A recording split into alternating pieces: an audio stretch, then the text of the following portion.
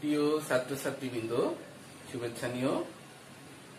আশা করি মহান সৃষ্টিকর্তার অসীম কৃপায় সবাই ভালো আছো এবং পরিবারের সবাইকে নিয়ে সুস্থ আছো। ন্যাশনাল আইডিয়াল কলেজের অনলাইন ভিডিও ক্লাসে আজ তোমাদের সাথে আছি আমি এনামুল হক, প্রভাষক, উচ্চতর গণিত বিভাগ, ন্যাশনাল আইডিয়াল কলেজ। গত অনলাইন ক্লাসে আমি উপবৃত্ত এবং উপবৃত্তের বিভিন্ন বৈশিষ্ট্য নিয়ে আলোচনা করেছিলাম এবং উপবৃত্তের প্রমিত সমীকরণ থেকে কিভাবে উপবৃত্তের বিভিন্ন অংশ নির্ণয় করা যায় তার সূত্র এবং সেই সূত্রের প্রয়োগ সম্পর্কিত কিছু অঙ্কের সমাধান দেখিয়েছিলাম এবং তোমাদেরকেও অনুরূপ কিছু অঙ্ক অনুশীলনের জন্য দিয়েছিলাম। আমি আশা করি তোমরা সেগুলো অনুশীলন করেছো। তো আজকে আমরা উপবৃত্তের বাকি অংশ নিয়ে আলোচনা করব।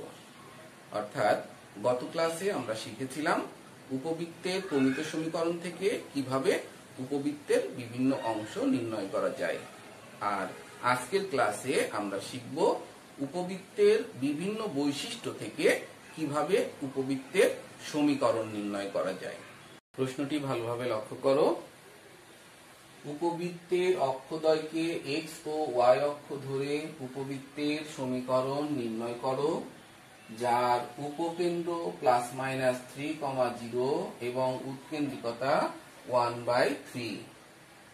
খেয়াল করো, এই অঙ্কটিতে একটি উপবৃত্তের সমীকরণ নির্ণয় করতে বলা হয়েছে যে উপবৃত্তটির দুইটি বৈশিষ্ট্য দেওয়া আছে, একটি হচ্ছে উপকেন্দ্র আর একটি হচ্ছে উৎকেন্দ্রিকতা। এই দুইটি বৈশিষ্ট্য দিয়ে আমরা উপবৃত্তটির সমীকরণ নির্ণয় করব এবং প্রশ্নের মধ্যে আরো একটি শর্ত আছে, উপবৃত্তটির অক্ষদ্বয় স্থানাঙ্কের অক্ষদ্বয়ের উপর অবস্থিত। যখনই কোনো প্রশ্নে উপবৃত্তের অক্ষদ্বয় স্থানাঙ্কের অক্ষদ্বয়ের উপর অবস্থিত এমন উপবৃত্তের সমীকরণ নির্ণয় করতে বলবে, তখন আমরা নির্ণয় উপবৃত্তের সমীকরণ হিসাবে উপবৃত্তের প্রমিত সমীকরণ ধরে নিব। এখন উপবৃত্তের প্রমিত সমীকরণ ধরে উপবৃত্তের কোন সূত্রগুলো অ্যাপ্লাই করব, অর্থাৎ উপবৃত্তের বৃহৎ অক্ষ যদি এক্স অক্ষের উপর অবস্থিত হয় তাহলে সূত্র একরকম, এবং উপবৃত্তের বৃহৎ অক্ষ যদি ওয়াই অক্ষের উপর অবস্থিত হয় তাহলে সূত্র আর এক রকম। এখন আমরা উপবৃত্তের প্রমিত সমীকরণ ধরে কোন সূত্র অ্যাপ্লাই করব সেটা নির্ভর করবে প্রদত্ত শর্তের উপর। খেয়াল করো, এখানে প্রদত্ত শর্ত দুইটির মধ্যে একটি শর্ত হচ্ছে উপকেন্দ্র। উপবৃত্তের উপকেন্দ্র এই বৈশিষ্ট্যটা নির্দেশ করে উপবৃত্তের বৃহৎ অক্ষ কোথায় অবস্থিত, এক্স অক্ষের উপর নাকি ওয়াই অক্ষের উপর। এখন কোন কোন বৈশিষ্ট্যগুলো নির্দেশ করে উপবৃত্তের বৃহৎ অক্ষ কোথায় অবস্থিত? উপকেন্দ্র, শীর্ষবিন্দু, বৃহৎ অক্ষের সমীকরণ, ক্ষুদ্র অক্ষের সমীকরণ, উপকেন্দ্রিক লম্বের সমীকরণ, দ্বিকাক্ষের সমীকরণ। এই বৈশিষ্ট্যগুলো নির্দেশ করে উপবৃত্তের বৃহৎ অক্ষ স্থানাঙ্কের কোন অক্ষের উপর অবস্থিত। আর কোন কোন বৈশিষ্ট্যগুলো নির্দেশ করে না উপবৃত্তের বৃহৎ অক্ষ কোথায় অবস্থিত, সেই বৈশিষ্ট্যগুলো হচ্ছে উৎকেন্দ্রিকতা, বৃহৎ অক্ষের দৈর্ঘ্য, ক্ষুদ্র অক্ষের দৈর্ঘ্য, উপকেন্দ্রিক লম্বের দৈর্ঘ্য। এই বৈশিষ্ট্যগুলো থেকে আমরা বুঝতে পারবো না উপবৃত্তটির বৃহৎ অক্ষ স্থানাঙ্কের কোন অক্ষের উপর অবস্থিত। সেই ক্ষেত্রে আমরা যে কোনো একটি সূত্র অ্যাপ্লাই করতে পারবো। তবে এখানে যেহেতু শর্ত দুইটির মধ্যে একটি শর্ত নির্দেশ করছে উপবৃত্তটির বৃহৎ অক্ষ এক্স অক্ষের উপর অবস্থিত, সুতরাং আমরা এখানে বৃহৎ অক্ষ এক্স অক্ষের উপর অবস্থিত হলে যে সূত্রগুলো শিখেছি সেই সূত্রগুলো অ্যাপ্লাই করব। তো আসো এখন আমরা অঙ্কটির সমাধান দেখি। সমাধান, মনে করি নির্ণেয় উপবৃত্তের সমীকরণ x² a² + y² b² = 1। সমীকরণটিকে আমরা 1 নং সমীকরণ দিয়ে রাখি, যার উপকেন্দ্র ±a(e), কারণ শর্তের মধ্যে উপকেন্দ্রের স্থানাঙ্ক নির্দেশ করছে যে এর বৃহৎ অক্ষ স্থানাঙ্কের এক্স অক্ষের উপর অবস্থিত। এবং উৎকেন্দ্রিকতা ই সমান √a² - b² divided by a²। শর্তানুযায়ী এই উৎকেন্দ্রিকতা ই সমান √a² - b² divided by a² এর মান 1/3। অতএব ই সমান √a² - b² বাই a² সমান 1/3 এবং উপকেন্দ্র প্লাস মাইনাস ae, 0 সমান প্লাস মাইনাস b, 0 অর্থাৎ প্লাস মাইনাস ae, 0 সমান প্লাস মাইনাস b, 0। সুতরাং ae সমান 3, ae সমান 3। এখানে e এর মান আমরা আগেই পেয়েছি 1/3, e এর মান বসিয়ে এর মান পেলাম 9 এবং √a² - b² divided by a² সমান 1/3 শর্ত অনুযায়ী উভয় পক্ষকে বর্গ করে আমরা পেলাম a² - b² divided by a² সমান 1/9 আর গুণ করে 9a² - 9b² ইকুয়াল a² বা 9b² সমান 8a² বা b² সমান 8a² বাই 9। এর মান আমরা আগে বের করে রেখেছি 9, এর মান বসিয়ে আমরা পেলাম b² সমান 8 ইন্টু 9² 81 ডিভাইডেড বাই 9। সুতরাং b² সমান 72। এখন আমরা এই a এবং b² এর এই প্রাপ্ত মান দুইটি আমরা নির্ণেয় 1 নং সমীকরণে বসালেই আমরা নির্ণেয় উপবৃত্তের সমীকরণ পেয়ে যাব। এখন আমরা এই মান দুইটি 1 নং সমীকরণে বসাবো। 1 নং এ a ও b এর মান বসিয়ে পাই x² by 81 plus y² by 72 equal 1। লসাগু করে পেলাম 8x² plus 9y² divided by 648 equal 1 আর গুণ করে 8x² প্লাস 9y² ইকুয়াল 648। ইহাই নির্ণেয় উপবৃত্তের সমীকরণ। আরেকটি প্রশ্ন দেখো, উপবৃত্তের অক্ষদ্বয়কে x ও y অক্ষ ধরে উপবৃত্তের সমীকরণ নির্ণয় করো যার উপকেন্দ্রিক লম্বের দৈর্ঘ্য 8 এবং উৎকেন্দ্রিকতা 1/3। এখন এই প্রশ্নে যে দুইটি শর্তে উপবৃত্তের সমীকরণ নির্ণয় করতে বলা হয়েছে, শর্ত দুইটি একটি উপকেন্দ্রিক লম্বের দৈর্ঘ্য এবং একটি উৎকেন্দ্রিকতা। এই বৈশিষ্ট্য দুইটির একটিও বৃহৎ অক্ষ স্থানাঙ্কের কোন অক্ষের উপর অবস্থিত তা নির্দেশ করে না। সুতরাং এই ক্ষেত্রে আমরা নির্ণেয় উপবৃত্তের সমীকরণকে প্রমিত সমীকরণ ধরে এখানে আমরা যে কোনো একটি সূত্র অ্যাপ্লাই করতে পারবো। তবে এক্ষেত্রে বৃহৎ অক্ষ এক্স অক্ষের উপর অবস্থিত ধরে সূত্র প্রয়োগ করাটাই ভালো। তাহলে আমরা মনে করি নির্ণেয় উপবৃত্তের সমীকরণ x² by a² plus y² by b² equal 1 1 নং সমীকরণ, যার উপকেন্দ্রিক লম্বের দৈর্ঘ্য 2b² বাই a। অর্থাৎ আমরা এখানে বৃহৎ অক্ষ এক্স অক্ষের উপর অবস্থিত ধরে সূত্রের প্রয়োগ করলাম। চাইলে আমরা বৃহৎ অক্ষ y অক্ষের উপর অবস্থিত ধরেও সূত্রের প্রয়োগ করে আমরা সমাধান করে অ্যান্সার বের করতে পারি, সেটাও সঠিক হবে। তবে এই ক্ষেত্রে আমি মনে করি বৃহৎ অক্ষ এক্স অক্ষের উপর ধরে সূত্রের প্রয়োগ করাটাই ভালো।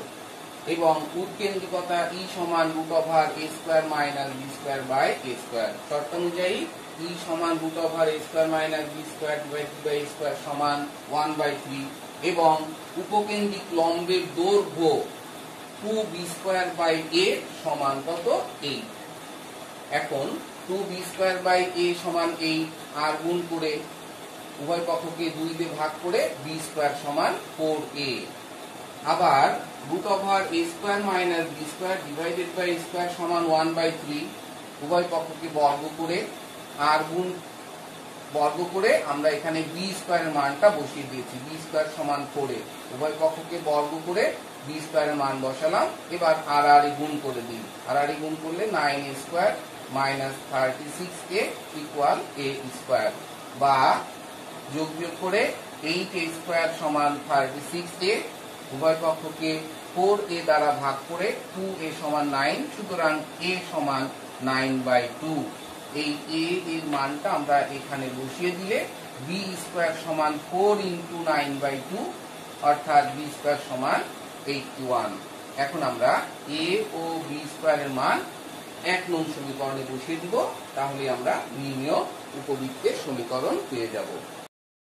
a ও b এর মান 1 নং এ বসিয়ে পাই x²/81/4, এর মান 9/2, বড় করে 81/4, y²/18, y স্কয়ারের মান b স্কয়ারের মান পেয়েছিলাম আমরা 18, এই 4 উপরে উঠে গুণ হয়ে 4x²/81 প্লাস y²/18 = 1, ইহাই নির্ণেয় উপবৃত্তের সমীকরণ। এখন আমরা উপবৃত্তের আরো কিছু গুরুত্বপূর্ণ তথ্য জেনে নিই। এই তথ্যগুলো অঙ্কের সমাধানের ক্ষেত্রে আমাদের সহায়ক হবে। আমরা জানি x²/a² প্লাস y²/b² = 1 উপবৃত্তের আদর্শ সমীকরণ, যার উপকেন্দ্র ±ae, 0 যদি a > b হয়, এবং নিয়ামক রেখার সমীকরণ x সমান ±a/e, এবং এই উপবৃত্তের কেন্দ্র মূলবিন্দুতে অবস্থিত, বৃহদক্ষ x অক্ষের উপর অবস্থিত। এবার চিত্র আমরা ভালো করে খেয়াল করি। এই উপবৃত্তটির কেন্দ্র c মূলবিন্দুতে অবস্থিত, বৃহদক্ষ x অক্ষের উপর অবস্থিত, উপকেন্দ্র দ্বয়ের স্থানাঙ্ক ±ae, 0, এর অর্থ একটি উপকেন্দ্র sae, 0 এবং অপর উপকেন্দ্র s'-ae, 0। এর অর্থ কেন্দ্র c থেকে অর্থাৎ মূলবিন্দু থেকে এই s বিন্দুর দূরত্ব ae এবং কেন্দ্র মূলবিন্দু থেকে s' বিন্দুর দূরত্ব ae, অর্থাৎ s ও s' বিন্দুর মধ্যবর্তী দূরত্ব হবে ae প্লাস ae, অর্থাৎ s সমান 2ae। যদি উপবৃত্তটির অক্ষ x অক্ষের উপর অবস্থিত না হয়ে x অক্ষের সমান্তরাল রেখার উপর অবস্থিত হতো, তাহলেও উপবৃত্তের উপকেন্দ্র দ্বয়ের মধ্যবর্তী দূরত্ব হতো 2ae। একইভাবে নিয়ামক দ্বয়ের সমীকরণ x সমান ±a/e, অর্থাৎ এই নিয়ামকের সমীকরণ x সমান a/e, এই নিয়ামকের সমীকরণ x সমান -a/e। এর অর্থ কেন্দ্র মূলবিন্দু থেকে zm নিয়ামকের দূরত্ব a/e, কেন্দ্র মূলবিন্দু থেকে z'm' নিয়ামকের দূরত্ব a/e। অতএব এই নিয়ামক দ্বয়ের মধ্যবর্তী দূরত্ব a/e প্লাস a/e, অর্থাৎ নিয়ামক দ্বয়ের মধ্যবর্তী দূরত্ব 2 × a/e। একইভাবে যদি বৃহদক্ষ x অক্ষের সমান্তরাল রেখার উপর অবস্থিত হয়, তাহলেও তার নিয়ামক দ্বয়ের মধ্যবর্তী দূরত্ব হবে 2 × a/e। আর যদি উপবৃত্তের প্রমিত সমীকরণে b > a হয়, অর্থাৎ যদি বৃহদক্ষ y অক্ষের উপর বা বৃহদক্ষ y অক্ষের সমান্তরাল রেখার উপর অবস্থিত হয়, তখন উপকেন্দ্র দ্বয়ের মধ্যবর্তী দূরত্ব হবে 2be এবং নিয়ামক দ্বয়ের মধ্যবর্তী দূরত্ব হবে 2 × b/e।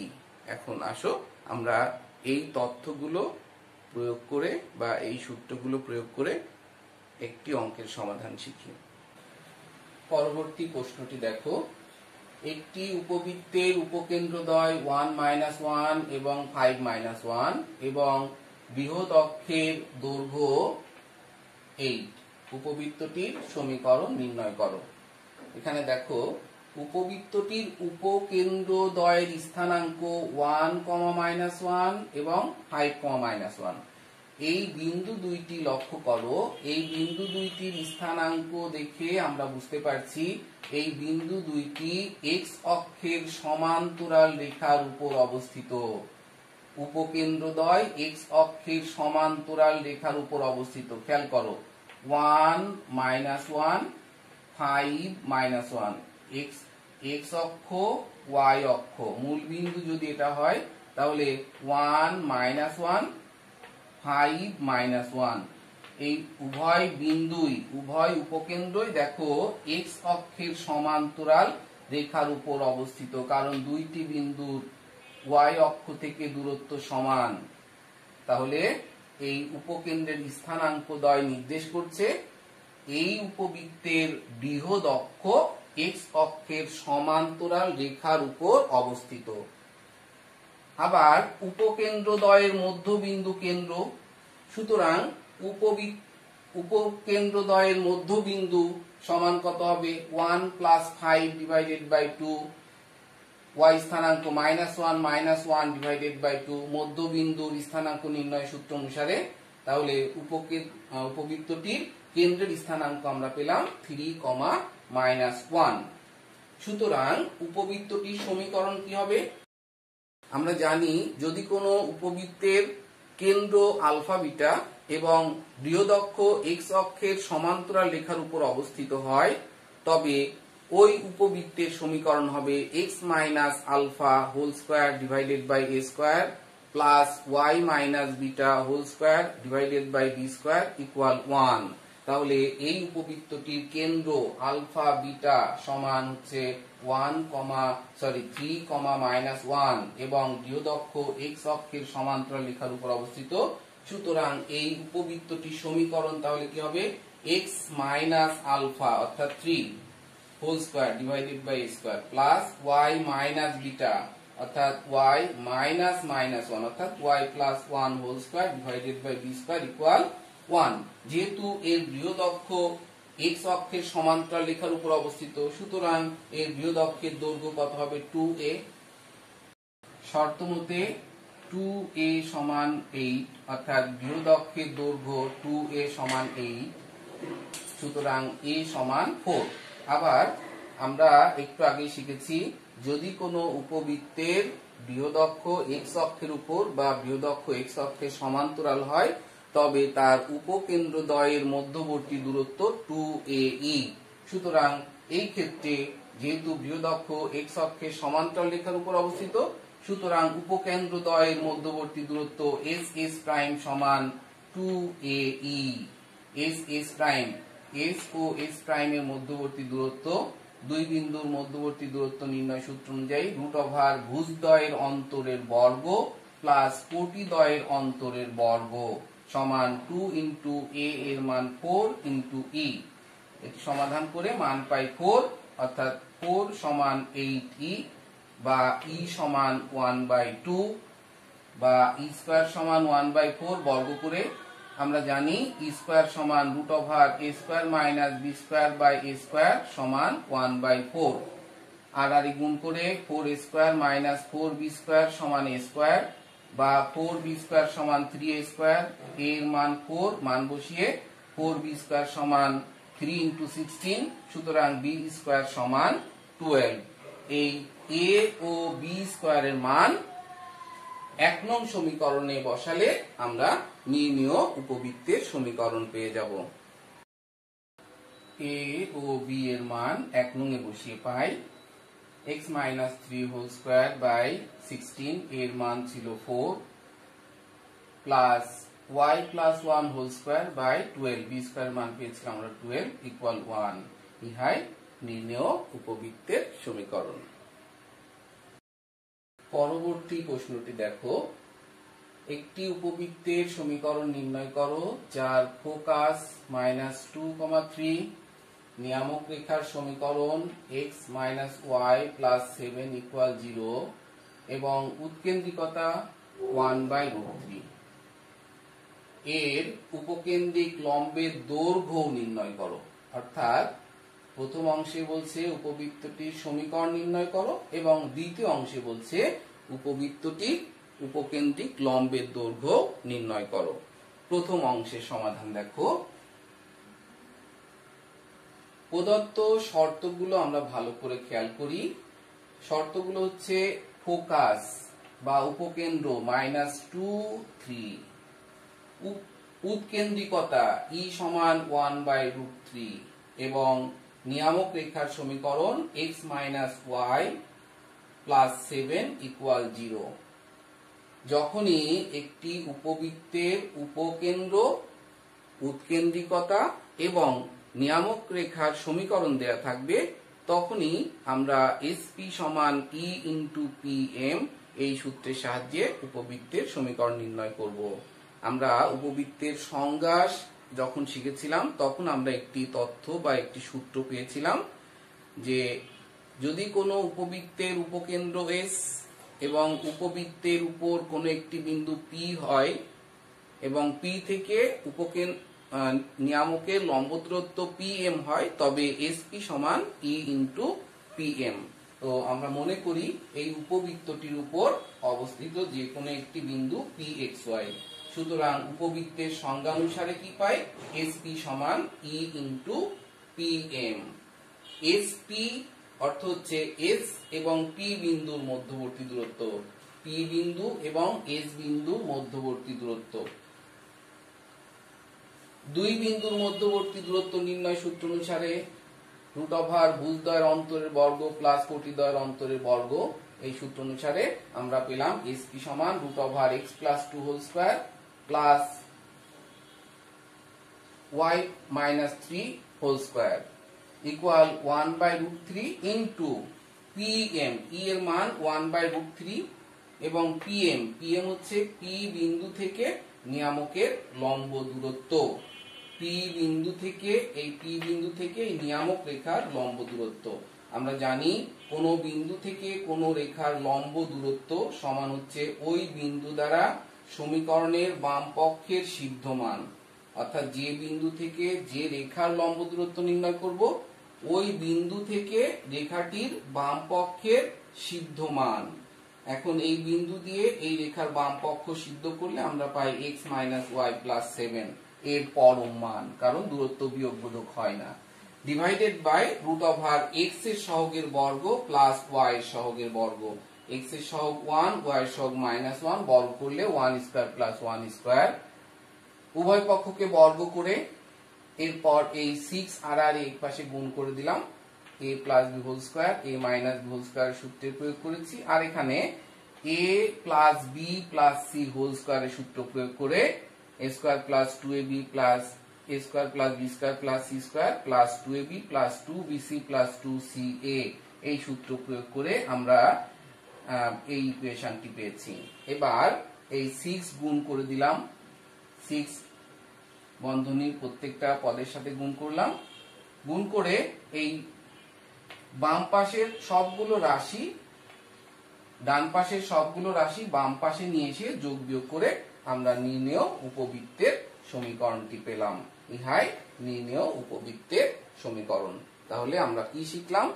যখনই কোনো উপবৃত্তের উপকেন্দ্র, উৎকেন্দ্রিকতা এবং নিয়ামক রেখার সমীকরণ দেয়া থাকবে তখনই আমরা উপবৃত্তের মূল সূত্র এসপি সমান ই ইন্টু পিএম এই সূত্রের সাহায্যে উপবৃত্তের সমীকরণ নির্ণয় করব। এবার আমরা দ্বিতীয় অংশের সমাধান দেখি। প্রথম অংশ থেকে আমরা উপবৃত্তটি সমীকরণ পেয়েছি 5x² plus 5y² plus 2xy plus 10x minus 22y plus 29 equal 0। এখন উপবৃত্তের এই সমীকরণটিকে প্রমিত আকারে প্রকাশ করা সম্ভব নয়। যদি এই সমীকরণটিকে আমরা প্রমিত আকারে প্রকাশ করতে পারতাম তাহলে সূত্রের প্রয়োগ করে উপকেন্দ্রিক লম্বের দৈর্ঘ্য নির্ণয় করতে পারতাম। যেহেতু এই সমীকরণটিকে প্রমিত আকারে প্রকাশ করা সম্ভব নয়, সুতরাং ভিন্ন কৌশলে এই উপবৃত্তটির উপকেন্দ্রিক লম্বের দৈর্ঘ্য নির্ণয় করতে হবে। চিত্র ভালো করে খেয়াল করো, এই চিত্র থেকে আমরা পাই এই উপবৃত্তের উপকেন্দ্রিক লম্বের দৈর্ঘ্য LL' সমান SL। যেহেতু উপকেন্দ্রিক লম্বের মধ্যবিন্দু S, সুতরাং উপকেন্দ্রিক লম্বের দৈর্ঘ্য LL' সমান 2SL। এখন L বিন্দুটি উপবৃত্তের উপর অবস্থিত, আর আমরা জানি উপবৃত্তের উপর অবস্থিত যে কোনো বিন্দু থেকে উপকেন্দ্রের দূরত্ব এবং নিয়ামকের লম্ব দূরত্বের অনুপাত সমান ই। LM যদি নিয়ামকের লম্ব দূরত্ব হয় তবে SL বাই LM সমান ই। সুতরাং SL সমান ই ইন্টু LM।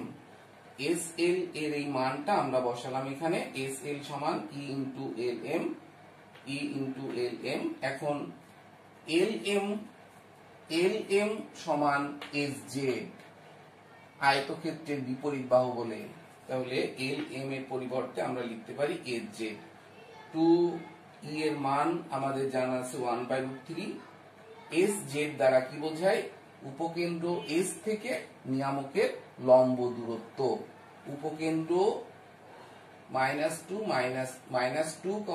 থেকে এই নিয়ামক রেখার দূরত্ব। এখন এই বিন্দু থেকে এই রেখার দূরত্ব সমান কি হবে? এই বিন্দু দ্বারা এই রেখার বাম পাশের সিদ্ধ মান এর পরমান ডিভাইডেড বাই √x এর সহগের বর্গ প্লাস y এর সহগের বর্গ।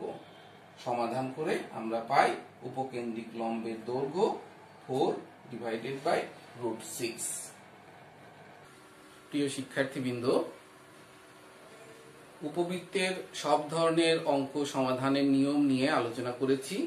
আমি আশা করি তোমরা এগুলো আয়ত্ত করে এই অনুশীলনীর বাকি সবগুলো অঙ্কই তোমরা নিজে নিজে অনুশীলন করতে পারবে। আজকের মতো অনলাইন ভিডিও ক্লাস এখানেই শেষ করছি। আবার দেখা হবে পরবর্তী ক্লাসে। ততক্ষণে তোমরা সবাই ভালো থাকো, সুস্থ থাকো, নিরাপদ থাকো এবং তোমাদের জীবন মঙ্গলময় হোক এই প্রত্যাশা রেখে বিদায় নিচ্ছি।